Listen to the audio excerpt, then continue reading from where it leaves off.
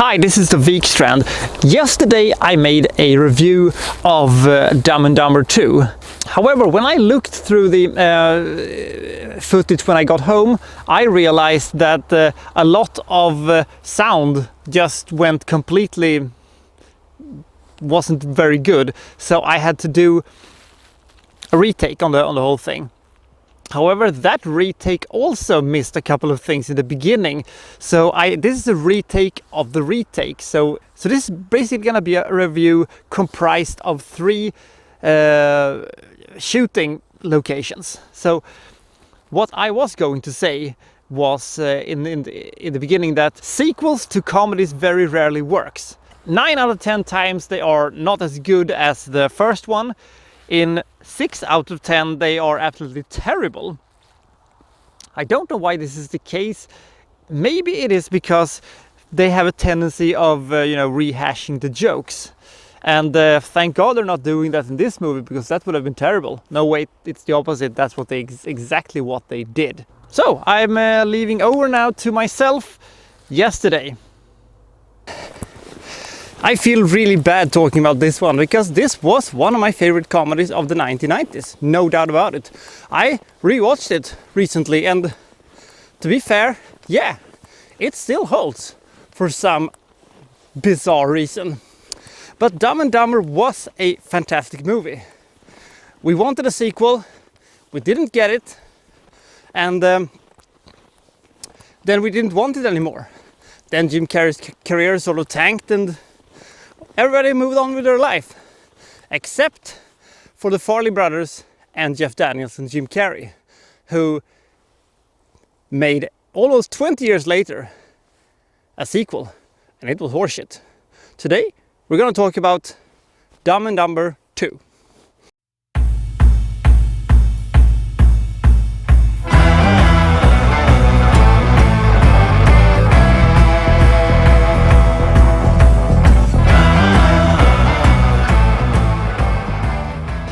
One thing I always had wondered, was this script actually written back in around 1999, 2000, but Jim Carrey decided he didn't want to do it, so he just sat in someone's desk drawer for a bit, and then they found it and they said, hey, this script, should we make a movie out of this one? Let me see that.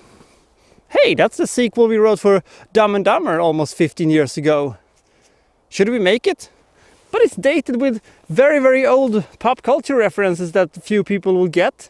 And the jokes are basically the same, but I think we have even more lowbrow humor this time and not as funny ones. And looking at this, it more looks like... And when I flipped through this one, I just seem to see a lot of cruel jokes from our main characters. And God, Jim Carrey is basically turned into a half psychopath, and they're not that pleasant anymore. Ugh. Should we make this one? What do you want to do? Write a new script? Nah. People liked it the first time, they'll like it again. So that is basically the case. We have another road trip to go through 20 pissing years later. So on this road trip, they are basically on the hunt for another woman, in this case Harry's daughter, which he gave up for adoption without him knowing that she existed. And she's played by this woman, which is basically a discount Emma Stone, with not as much charm and not as much talent, but she gives the best shot he got. I have no idea who she was, actually. They are tasked with bringing a package to Harry's daughter, which is a scientific big breakthrough. And they are being hunted by people who wants it. This is basically the same plot as basically the last one, which is almost, criminally stupid. Where Harry and Lloyd has basically become,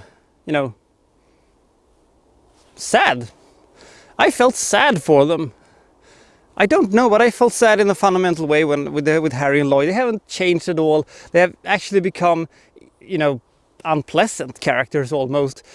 When your characters do not evolve, then they become stale, and that might work for a movie that did come out, you know, 2 years after, but not 20 years. That is when your movie ceases to work, and the jokes are stale, it doesn't work, and you can actually see how much Jim Carrey is trying to make us laugh, and that is when you kill your comedy act, because trying to make, you know, the audience laugh, like, laugh, damn it, laugh, you die as a comedian. When you start acting, hey, I'm funny, now laugh, that doesn't work. Playing it straight and doing bizarre things, that is where you make your amazing comedy acts. Not trying to be funny. I'm looking at you, Disaster Movie and other various terrible movies. So this movie is filled with fart jokes and poop jokes and some lowbrow humor. It works terribly. It is dreadful. They rehash a lot of jokes from the first movie. The dream sequence in which Jim Carrey believes he's a superhero and fights people, and well, he wasn't a superhero in that one, but it's basically the same thing. The I like you a lot sequence, and you know, one thing that is kind of funny is the guy who does the body paint thing, but it is silly, but it is kind of funny. A few times I got some chuckles out of this one, and I smiled a couple of times, but thinking about how good this movie was and how tremendously bad it has become made me sad in a very fundamental way. I will say one thing, the bullhorn sequence, that is fucking amazing. I laughed. I really laughed at that one because it just came out of nowhere. You could never predict that joke was coming, because, well, I'm dumb maybe, but that was genuinely funny. I don't know how actually they would have done to make this work, because, you know, comedies change, and our perception of characters change, and our perception of, you know, Jim Carrey and Jeff Daniels change. However, when they don't change, this is when it sort of falls apart. I don't know really how to say this. This is just between you and me, right? No, don't tell anybody. Don't tell anybody, please. Here it goes. I actually think that When Harry Met Lloyd,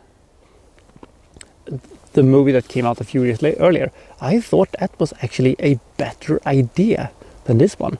It is actually, you know, not as good as this one. It's actually even more horrible. That's one of the worst movies of the year.